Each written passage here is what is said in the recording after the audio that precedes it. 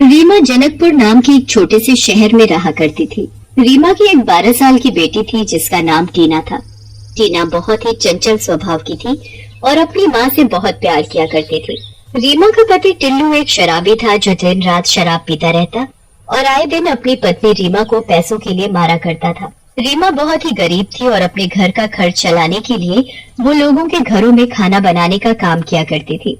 एक दिन रीमा काम करके घर आती है कि तभी उसकी बेटी टीना रीमा के पास आती है और बोलती है, माँ आप कितना काम करती हो, देखना जब मैं बड़ी हो जाऊंगी तो आपको एक भी काम नहीं करने दूंगी। हाँ, मैं तो चाहती हूँ कि मेरी बिटिया जल्दी से बड़ी हो जाए और खूब पढ़ लिख कर मेरा नाम रोशन करे। तुझे भूख लगी होगी ना, मैं जल्दी से तेरे लिए खाना बना देती हूँ।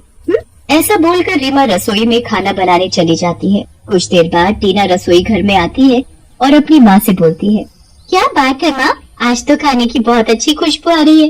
माँ मुझे भी आपके जैसा खाना बनाना सीखना है, प्लीज माँ मुझे भी खाना बनाना सिखाओ ना। हाँ हाँ सीख लेना, पर पहले अपनी पढ़ाई तो पूरी कर ले, फिर मैं तुझे अपने जैसा खाना बनाना सिखा दूंगी, ठीक है। तभी रीमा का पति टिल्लू नशे की हालत में घर आता है और रीमा से पैसे मांगने लगता है और जब रीमा पैसे देने से इनकार कर देती है तो उसे पीटने लगता है।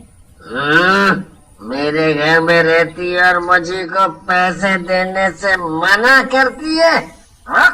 अभी बताता हूँ तुझे तो मैं ये पैसे आपको नहीं दे सकती, ये मैंने अपनी बेटी टीना की पढ़ाई के लिए रखे हैं। पर टिल्लू रीमा की एक भी बात नहीं सुनता और उसे मार पीट कर उससे सारे पैसे छीन कर वहाँ से चला जाता है। एक तो लोगों के घरों में खाना बनाकर मैं थोड़े बहुत पैसे कमा पाती हूँ, घर का खर्च चला पाती हूँ, मगर ये जालिम पति मुझसे सारे पैसे छीन कर ले जाता है। हे भगवान, आखिर क्या करूँ मैं। ऊपर से टीना का बड़े स्कूल में दाखिला भी कराना है ताकि ये पढ़ लिख कर अपने पैरों पर खड़ी हो सके, मेरी तरह बेबस न रहे। अगले दिन रीमा काम पर जाती है और अपनी मालकिन के घर में खाना बना रही होती है कि तभी वहाँ रीमा की मालकिन आ जाती है और रीमा से बोलती है, सच में रीमा मानना पड़ेगा तुम्हें कि तुम बहुत ही स्वादिष्ट खाना बनाती हो। पता है कल तो चिंटू के पापा भी तुम्हारे बनाए पराठों की बहुत तारीफ कर रहे थे। मालकिन ये तो बहुत अच्छी बात है कि आप सभी को मेरा बनाया हुआ खाना बहुत पसंद आया, बस मुझे चिंटू की बड़ी चिंता होती है, वो घर का बना हुआ खाना बिल्कुल नहीं खाता है, उसे तो बस रोज रोज पिज्जा और बर्गर खाना होता है। अब तुम ही बताओ रीमा, रोज रोज पिज्जा बर्गर खाना कोई अच्छी बात है? सच में मुझे तो उसकी सेहत की बहुत चिंता होती है। तभी मालकिन का बेटा चिंटू स्कूल से घर आता है और अपनी माँ से पिज्जा खाने की जिद करने लगता है। ये देखो आते ही पिज्जा खाने की जिद करने लगा। अरे मेरे लाल, अगर रोज रोज ये बाहर का पिज्जा सिज्जा खाएगा तो तेरी सेहत बिगड़ जाएगी, पहले ही तो बहुत पहलवान है। पर चिंटू अपनी माँ की बात नहीं सुनता और पिज्जा खाने की जिद करने लगता है।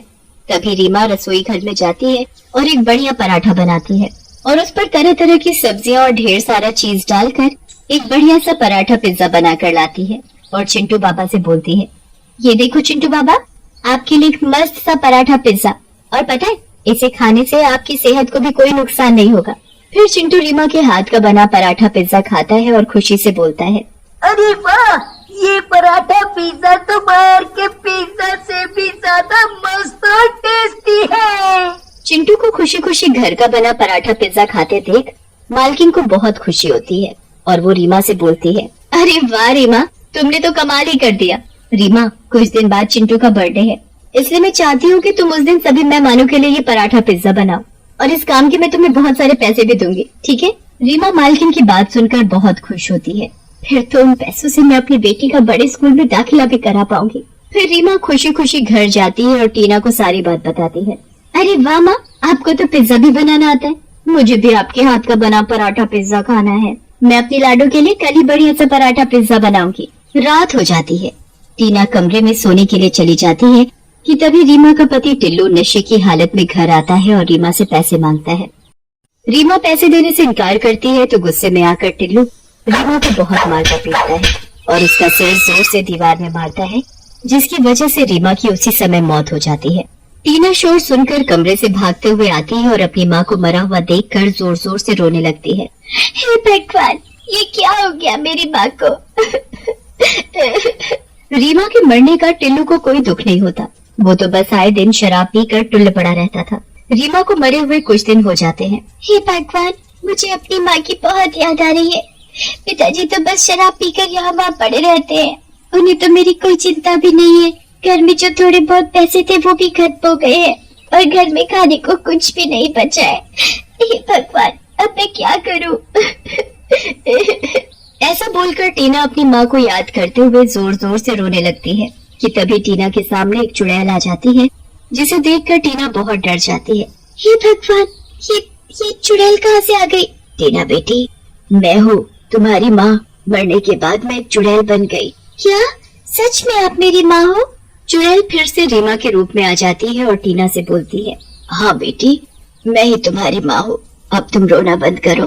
टीना अपनी माँ को देखकर बहुत खुश हो जाती है और अपनी माँ से बोलती है, माँ, आपकी जाने के बाद देखो ना सब क्या हो गया है। पिताजी को तो मेरी जरा भी चिंता नहीं है, वो तो बस शराब पीकर पड़े रहते हैं। अब तो घर में जरा भी पैसे नहीं बचे हैं। माँ, तुम परेशान मत हो बेटी, सब ठीक हो जाएगा। बेटी, मैंने तुम्हें चिंटू बाबा के बर्थडे के बारे में बताया था ना, तो कल उनका बर्थडे है और मैं सोच रही थी कि तुम मालकिन के घर जाकर सभी मेहमानों के लिए पराठा पिज्जा बनाओ। अगर सभी को पराठा पिज्जा पसंद आया तो मालकिन तुम्हें बहुत सारे पैसे देगी। फिर उन पैसों से तुम अपने खाने का इंतजाम भी कर लोगी और स्कूल में दाखिला भी करा पाओगी। मगर माँ, मुझे तो पराठा पिज्जा बनाना आता ही नहीं। अरे मेरी बेटी, मैं हूँ ना, मैं सब संभालूंगी। फिर अगले दिन टीना मालकिन के घर जाती है। टीना बेटी, तुम्हारी माँ की मौत के बारे में सुनकर बहुत दुख हुआ, पर तुम अपनी माँ की तरह पराठा पिज्जा बना तो लोगी ना? मालकिन, आप चिंता मत कीजिए। ऐसा बोलकर टीना रसोई घर में जाती है कि तभी चुड़ैल भी अपनी जादुई शक्ति से रसोई घर में प्रकट हो जाती है। टीना जैसे ही पराठा बनाती है, चुड़ैल अपनी जादुई शक्ति से पल भर में उस पराठे को ढेर सारी सब्जियों और चीज से एक बढ़िया पराठा पिज्जा तैयार कर देती है। फिर टीना सभी मेहमानों और मालकिन को पराठा पिज्जा खिलाती है। अरे वाह टीना, सच में तुम भी अपनी माँ की तरह ही टेस्टी पराठा पिज्जा बनाती हो। बाकी सभी मेहमान भी टीना के बनाए पराठे पिज्जा की बहुत तारीफ करते हैं।